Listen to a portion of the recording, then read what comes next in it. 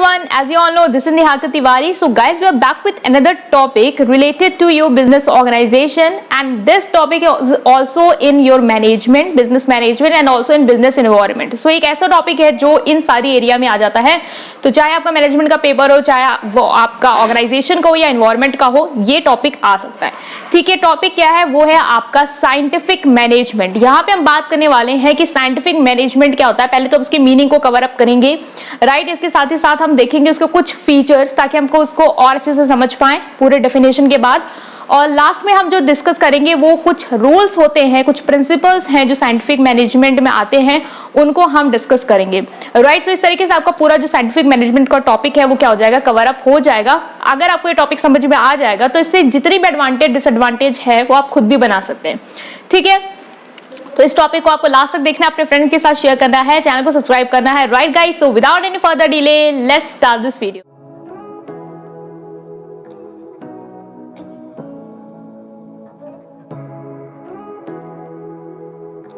So now we are starting with the meaning first, that is what is scientific management. Scientific management, as the name said, that it is scientific and management, right? So scientific management का जैसे नाम बता रहा है कि क्या है, scientific management है, मतलब ऐसा मैनेजमेंट जिसपे आप क्या कर रहे हैं, थोड़ी साइंस अप्लाई कर रहे हैं। मतलब ऐसा मैनेजमेंट को हमने इससे पहले डिस्कस किया है, क्या होता है, एक्टिविटीज होती है जो बिजनेस के गोल को अचीव करने में हेल्प करती है। इन एक्टिविटीज में आपका प्लानिंग आता है, ऑर्गेनाइजिंग आता है, स्टाफिंग आता है, डायरेक्टिंग आता है और कंट्रोलिंग आता है। ठीक है, तो इन्हीं चीजों के जो भी कंपोनेंट है, इसमें जब हम क्या करते हैं, साइंस अप्लाई कर देते हैं, तो वो क्या बन जाता है, आपका साइंटिफिक मैनेजमेंट बन जाता है। साइंस, आपको पता है साइंस क्या होती है, कुछ रूल्स होते हैं जिसको आपने प्रूव किया होता है, मतलब कि वो हर स्थिति में वही रिजल्ट दे रहा है, यूनिवर्सली वो क्या है, एप्लीकेबल है वो रूल्स, तो वो आते हैं आपके साइंस के अंडर। तो साइंटिफिक मैनेजमेंट में क्या है कि जब आप मैनेजमेंट में ऐसे कॉन्सेप्ट को अप्लाई करते हैं जो कि साइंटिफिकली प्रूवन है, जो कि राइट है, यूनिवर्सली एक्सेप्टेड है, तो वो आपका कहलाता है scientific management. Scientific management apply करने का क्या पर्पस है, वो पर्पस सीधा सीधा यही है कि आपके जो ऑब्जेक्टिव है, गोल है, टारगेट्स हैं ऑर्गेनाइजेशन के, वो अचीव हो जाए। कैसे अचीव होगा, इसकी वजह से क्या होता है, आपका आउटपुट इंक्रीज हो जाता है, प्रोडक्शन इंक्रीज हो जाता है, वर्क अच्छे से होने लग जाता है। तो इस तरीके से आपका साइंटिफिक मैनेजमेंट क्या करता है, एक ऑर्गेनाइजेशन को हेल्प करता है। अब साइंटिफिक मैनेजमेंट लाए क्यों, इसका भी कॉन्सेप्ट हम समझते हैं। पहले क्या होता था, पहले जो भी लोग थे वो मानते थे कि अगर आप बिजनेस को रन करना चाहते हैं या जो भी चीजें आप अप्लाई कर रहे हैं, जो भी तरीके आप देख रहे हैं, वो हम एक ऐसे करेंगे, हिट एंड ट्रायल मेथड लगाएंगे। मतलब हम इसको अप्लाई करेंगे, रिजल्ट आए तो ठीक है, नहीं आए तो कोई बात नहीं। तो हम वहां क्या कर रहे हैं, हिट एंड ट्रायल अप्रोच लगा रहे हैं, मतलब हुआ तो ठीक, नहीं हुआ तो कोई बात नहीं। साइंटिफिक मैनेजमेंट कहता है हमें हिट एंड ट्रायल में अपना टाइम नहीं वेस्ट करना है कि हुआ नहीं हुआ फिर नया सोचेंगे, वो हुआ नहीं हुआ। नो, हम यहाँ पे ऐसा ही चीज या ऐसी ही टेक्निक या ऐसा ही वे यूज करेंगे जिससे रिजल्ट आए, राइट। तो ये है आपका साइंटिफिक मैनेजमेंट। ओके, सो एफडब्ल्यू टेलर की डेफिनेशन को अगर हम यहाँ पे देखें साइंटिफिक मैनेजमेंट से रिलेटेड, सो इन्होंने कहा है it is you know what you want men to do exactly, मतलब आपको exactly पता है कि आप क्या चाहते हैं कि जो आपके वर्कर्स हैं वो क्या काम करें, और आप ये इंश्योर करते हैं या ये देखते हैं कि वो उस काम को बेस्ट और चीपेस्ट वे में करे, मतलब आपकी कॉस्ट भी कम आए और जो रिजल्ट वो दे वो बेस्ट दे। तो ये था आपका एक डेफिनेशन भी, हमने यहाँ पे पूरा कॉन्सेप्ट डिस्कस कर लिया साइंटिफिक मैनेजमेंट क्या होता है, आई होप बिल्कुल क्लियर होगा। अब हम मूव करेंगे इसके फीचर्स पे। तो सबसे पहला आता है सिस्टमैटिक प्रोसेस, मतलब जो साइंटिफिक मैनेजमेंट है वो एक सिस्टमैटिक प्रोसेस है। हमने बताया इससे पहले भी कि पहला ट्रेडिशनल मेथड यही कहता था कि आप एक्सपीरियंस बनाते जाएंगे, एक्सपीरियंस के बेसिस पे जो हमें लगेगा कि हाँ ये हो रहा था, ये नहीं हो रहा था, तो हम आप क्या करेंगे, वो तरीका लगाएंगे जिससे हो गई थी चीजें। तो वो ट्रेडिशनल मेथड है। ये क्या है, साइंटिफिक मेथड है जो साइंस अप्लाई करने के लिए कहता है। तो यहाँ पे हम सिस्टमैटिक वे से तीन चीजें करेंगे जो कि एकदम प्लान्ड है।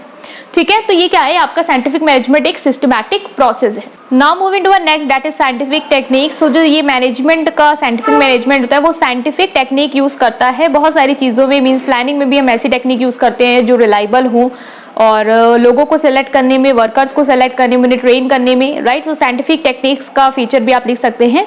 नेक्स्ट आता है बेस्ट मेथड, मतलब इसका मेन जो टारगेट होता है साइंटिफिक मैनेजमेंट का वो ये होता है कि बेस्ट मेथड क्या है किसी काम को करने का, जिससे कि हमारी कॉस्ट भी कम आए, आउटपुट भी बेटर आए, उसको फाइंड आउट करने में ये मैनेजमेंट जो है वो हेल्प करता है। इसका ये एक ऑब्जेक्टिव होता है। राइट। सो इसको भी याद रखेंगे। देन फीचर में आ जाएगा रिजेक्ट ओल्ड मेथड, मतलब जो हमने ट्रेडिशनल मेथड डिस्कस किया, हिट एंड ट्रायल मेथड के बारे में मैंने बताया आप लोग को, उसको ये रिजेक्ट करता है, उस पर ये बिलीव नहीं करता है कि हम एक्सपीरियंस गेन करें। कैसे एक्सपीरियंस गेन करें, कुछ चला नहीं चला उससे हमें कुछ सीख मिली, उसके बाद हम उस चीज़ों को आगे फ्यूचर में ऐसी सिचुएशन में अप्लाई करें, तो हमें वहाँ पे टाइम वेस्ट नहीं करना है। ये इस तरीके से ये बिलीव करता है कि हमें वही चीज़ें एग्जैक्ट उसी को फाइंड आउट करना है जो वर्क कर रहा हो, राइट। सो इस तरीके से ये सारे फीचर्स हो जाएंगे यहाँ पे। नेक्स्ट जो आता है वो आता है चेंज मेंटल एटीट्यूड। जो साइंटिफिक मैनेजमेंट होता है वो मेंटल एटीट्यूड को चेंज कर देता है, जैसे टेलर ने कहा था मेंटल रिवॉल्यूशन भी।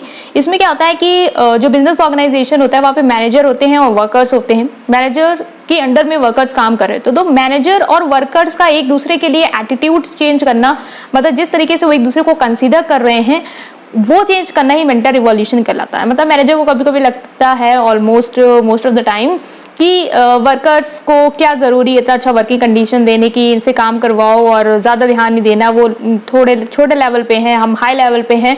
और जो वर्कर्स होते हैं उनको भी लगता है कि बस काम करो और क्या ज़रूरत है बेस्ट देने का, वैसे भी कुछ हमें मिलना तो है नहीं। तो ये जो एटीट्यूड है इसको चेंज किया है साइंटिफिक मैनेजमेंट ने। मतलब वो एक ऐसा एक एनवायरनमेंट क्रिएट करता है जहाँ पे मैनेजर रिस्पॉन्सिबल होता है कि वर्कर्स को अच्छी कंडीशन दी जाए और वर्कर पूरी जिम्मेदारी और डेडिकेशन के साथ ऑर्गेनाइजेशन के लिए क्या करता है, वर्क करता है, राइट। तो ये थे फीचर जिससे आपको क्लियर हो गया है साइंटिफिक मैनेजमेंट क्या होता है।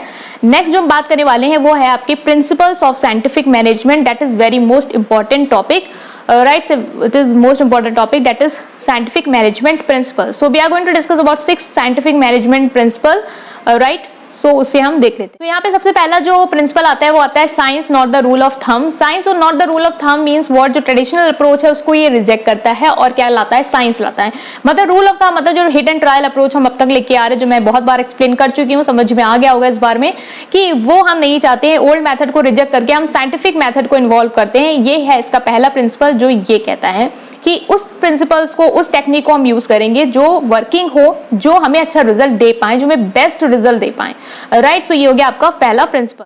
नेक्स्ट जो आता है वो आता है हमारा scientific selection, training and development of workers. Main जो हमारे वर्कर्स हैं उनका हमें क्या करना है, साइंटिफिक वे में उनका सिलेक्शन करना है। मतलब कि बिल्कुल राइट पर्सन को हमें अपॉइंट करना है, वो भी राइट प्लेस पे और एट राइट टाइम। मतलब कि जब जरूरत है और जिस इंसान की जरूरत है जो कि अच्छा वर्क कर पाए, उसको हमें लाना है ऑर्गेनाइजेशन में, अच्छी जगह रखना है और राइट टाइम में लाना। तो ये मेन किसका फर्क है, ये मेन वर्क है आपका साइंटिफिक मैनेजमेंट का। ट्रेडिशनल मैनेजमेंट इस तरीके के कॉन्सेप्ट को नहीं अप्लाई करता था, बट साइंटिफिक मैनेजमेंट इस पे फोकस करता है, क्योंकि उससे पता है अगर right person right time right place पे रखा जाएगा तो जो उसका वर्किंग होगा, जो उसका आउटपुट होगा ऑर्गेनाइजेशन के लिए, वो क्या होगा, बेस्ट होगा, क्योंकि वो सही पर्सन है उस काम के लिए, राइट। सो ये है आपका, ये जो हमने प्रिंसिपल डिस्कस किया, इसमें ये भी है कि ट्रेनिंग और डेवलपमेंट में भी हमें फोकस करना है। मींस हमारे वर्कर्स को प्रॉपर ट्रेनिंग देना है, प्रॉपर उन्हें सिखाना है और प्रॉपर टाइम टू टाइम उनके स्किल्स को डेवलप करने के लिए डेवलपमेंटल प्रोग्राम भी ऑर्गेनाइज करते हैं। That is harmony not Discord. Harmony not Discord means कि हार्मनी होनी चाहिए ऑर्गेनाइजेशन में, मतलब कि सब लोग पीसफुली एक दूसरे के साथ काम करें। ऐसा नहीं हो कि मैनेजमेंट और वर्कर्स के बीच में जो गैप है, एक लेवल का गैप है, एक अथॉरिटी का गैप है, एक स्टेटस का गैप है, वो इतना बड़ा ना हो कि मैनेजर जो है वो वर्कर को मिसट्रीट कर रहे हैं और वर्कर जो है वो अपना बेस्ट नहीं दे रहे हैं, क्योंकि उनको ऑब्वियस अच्छा एनवायरनमेंट नहीं मिल रहा है और वो अपने से फायदा देख रहे हैं, ऑर्गेनाइजेशन का नुकसान हो रहा है, तो उसको उनको कोई फर्क नहीं पड़ता। तो ऐसा नहीं होना चाहिए।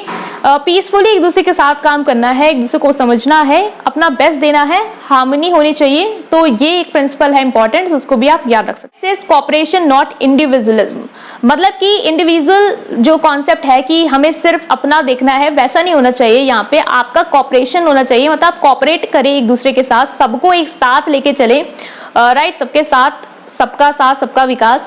सो वो वाला कॉन्सेप्ट यहाँ पे आना चाहिए कि हमें अकेले अपने बारे में नहीं सोचना है। कभी कभी होता है कि जैसे कि हमने टारगेट दिया वर्कर को कि आपको 17 या 18 यूनिट्स, सपोज 20 यूनिट्स प्रोड्यूस करनी, इजी, राइट, 20 यूनिट प्रोड्यूस करनी। अब वर्कर्स ने क्या सोचा कि उसको ऑर्गेनाइजेशन के बारे में तो इतना कोई खास इंटरेस्ट है नहीं, तो उसने सोचा जैसे तैसे बना दो 20 यूनिट, मटेरियल वेस्ट भी हो रहा है तो भी उन्हें कोई फर्क नहीं पड़ता। क्यों? क्योंकि वो ऑर्गेनाइजेशन का नुकसान है, उनका नुकसान है, उनके जेब से उसके पैसे नहीं जाएंगे।